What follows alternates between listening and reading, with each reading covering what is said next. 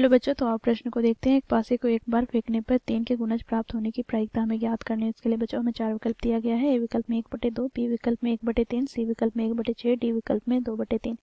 तो दिए गए प्रश्न की मुख्य अवधारणा की बात करें तो बच्चों यहाँ पर हम देखेंगे, यदि किसी घटना ई के घटित होने की प्रायिकता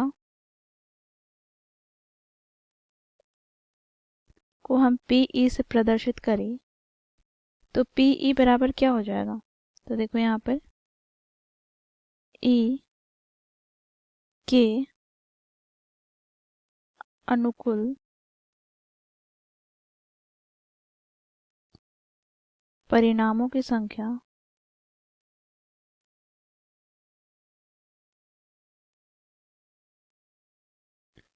बटे में कुल संभावित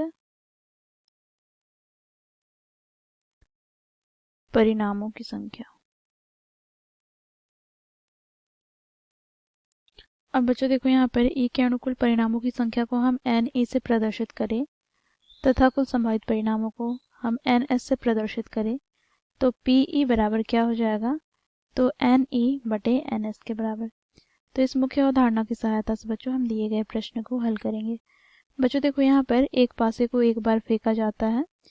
तो यहाँ पर बच्चों देखो एक पासे को फेंकने पर यह 1 2 3 4 5 6 इस प्रकार हमें संख्या प्राप्त होती है।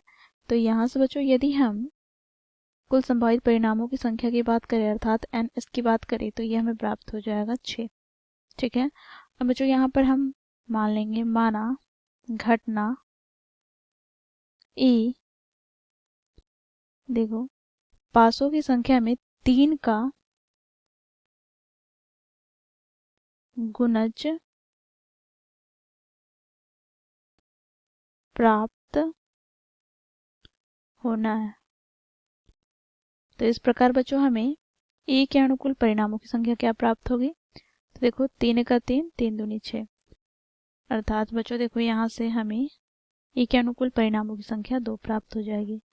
अब बच्चों हमें इसकी प्रायिकता ज्ञात करनी है। तो इस प्रकार हमें 3 के गुणज वाली संख्या प्राप्त होने की जो प्रायिकता है उसे हम पी से प्रदर्शित करेंगे तो ये बराबर हो जाएगा एन ई बटे एन एस के।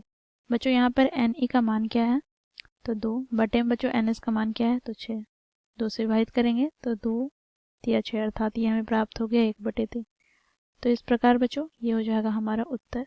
अब हम विकल्प की ओर चलेंगे तो विकल्प कौन सा हमारा सही हो जाएगा। तो देखो विकल्प बी में हमारा 1/3 दिया गया है तो विकल्प बी हमारा सही हो जाएगा, बाकी विकल्प गलत हो जाएंगे। तो इस प्रकार बच्चों हम लोगों ने मुख्य अवधारणा की सहायता से दिए गए प्रश्न को हल किया।